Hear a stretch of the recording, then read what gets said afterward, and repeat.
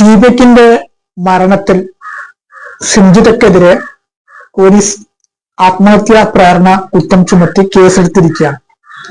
അതിനുശേഷം ജിംഷിദ ഒളിവിൽ പോയിട്ടാണ് വിവരം. ജിംഷിദയെ ഇതുവരെ പോലീസിന് കണ്ടെത്താൻ സാധിച്ചിട്ടില്ല. ഇവിടെ ജിംഷിദ ചെയ്ത കാര്യത്തെ ഒരാൾ പോലും ന്യായീകരിക്കൂല എന്നത് വസ്തുതയാണ്. പക്ഷെ ചിലവർ ഈ സംഭവത്തിൽ മതവും രാഷ്ട്രീയവും കലർത്തിക്കൊണ്ട് തീർത്തും ഒരു വർഗീയപരമായിട്ടുള്ള രീതിയിലുള്ള പോസ്റ്റുകളും വീഡിയോകളാണ് ഇറക്കുന്നത്. അത് അങ്ങേയറ്റം ഈ സംഭവത്തെ മലിനപ്പെടുത്തുന്ന തരത്തിലാണ്. ഇതൊക്കെ എന്ന് പറയുന്ന ആ യുവാവിന്റെ ആത്മഹത്യ മാത്രമല്ല, അവരുടെ പ്രായമായ അമ്മയുടെയും അച്ഛന്റെയും ആ വേദന, ആ വാക്കുകൾ ഏതൊരു മനസ്സാക്ഷിയുള്ളവനെയും പിടിച്ചു കൊടുക്കുന്ന സംഭവമാണ്. അത്രക്കും വേദന ഉണ്ടാക്കുന്ന തരത്തിലുള്ള കാര്യങ്ങളാണ്. അപ്പോൾ ഇങ്ങനെയുള്ള സന്ദർഭത്തിലാണ് ഈ ജിംഷിദയുടെ സംഭവത്തിന് ഒരു മതത്തെ ഇത് ചേർക്കുമ്പോൾ തീർച്ചയായിട്ടും അത് മറ്റൊരു രീതിയിലേക്കാണ് പോവുക. ഏതൊരു മനസ്സാക്ഷിയുള്ള ഒരു വ്യക്തി പോലും ജിംഷിദിനെ അനുകൂലിക്കുകയില്ല. ജിംഷിദ ഒരു സൈക്കോളജിസ്റ്റ് ആണെന്നാണ് അവരുടെ ഇൻസ്റ്റഗ്രാം ഐഡിയിൽ പരാമർശിക്കുന്നത്. ഒരു സൈക്കോളജിക്കായിട്ടുള്ള ഒരു വ്യക്തി, വിദ്യാഭ്യാസമുണ്ട്, മാത്രമല്ല ഒരു രാഷ്ട്രീയ പ്രവർത്തകൻ കൂടിയാണ്. 5 വർഷം വാർഡ് മെമ്പറായി നിന്നിട്ടുള്ള ഒരു വ്യക്തിയാണ്. അതിനു പുറമെ സാമൂഹിക രംഗത്തൊക്കെ പ്രവർത്തിക്കുന്ന ഒരാളും കൂടിയാണ്. ഇങ്ങനെയുള്ള ഒരാള് ഇങ്ങനെ ഒരു പുരുഷനിൽ നിന്ന് ഒരു മോശമായിട്ടുള്ള ഒരു അനുഭവം ഉണ്ടാവുമ്പോൾ സ്വാഭാവികമായിട്ടും എന്താണ് ചെയ്യുക? അത് നിയമപരമായിട്ടാണ് മുന്നോട്ട് പോവുക. കാരണം അതിന്റെ വശം അങ്ങനെയാണ്.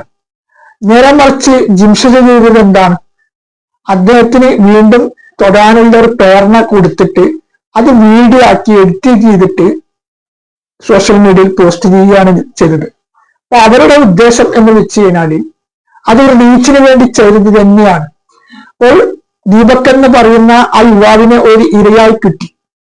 ഇതിനു മുമ്പ് ഏകദേശം ഒരാഴ്ച അല്ലെങ്കിൽ 1.5 മുമ്പായിരുന്നു ഇൻസ്റ്റാഗ്രാമിൽ കത്തിയിട്ടുള്ള ഒരു വീഡിയോ ഉണ്ടായിരുന്നു.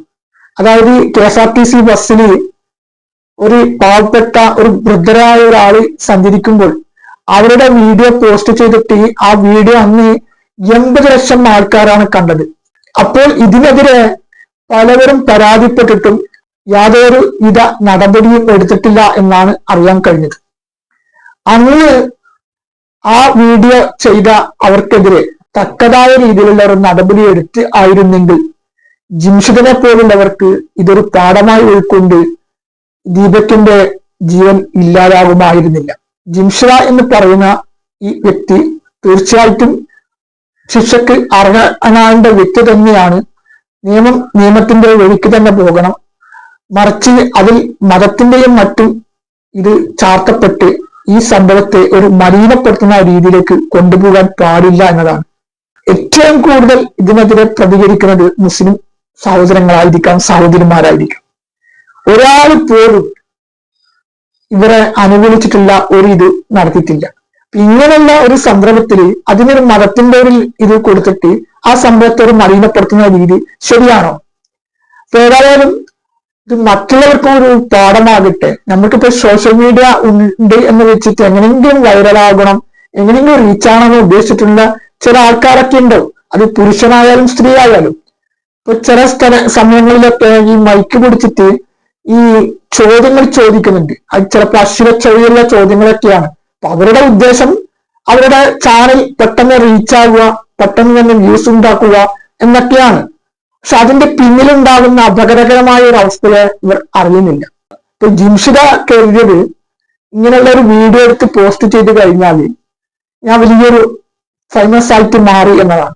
അപ്പോൾ ചാനലുകാരും ഫെമിനിസ്റ്റ് ചിന്താഗതികൾ ഉള്ളവരും അപ്പൊ അവരൊക്കെ കൂടിയുള്ള സപ്പോർട്ട് കൊണ്ട് അവരൊരു ഫേമസ് ആയിട്ട് മാറി എന്നതാണ് ഇരിക്കും എന്നുള്ളൊരു ചിന്തയിലായിരിക്കാം അവർ ആ വീഡിയോ പോസ്റ്റ് ചെയ്തിട്ടുണ്ടാകും. ഇപ്പൊ തുടക്കത്തിൽ അവർക്ക് കുറെ അനുകൂലമായിട്ടുള്ള ഒരു ഇതൊക്കെ കൊടുത്തിരുന്നു.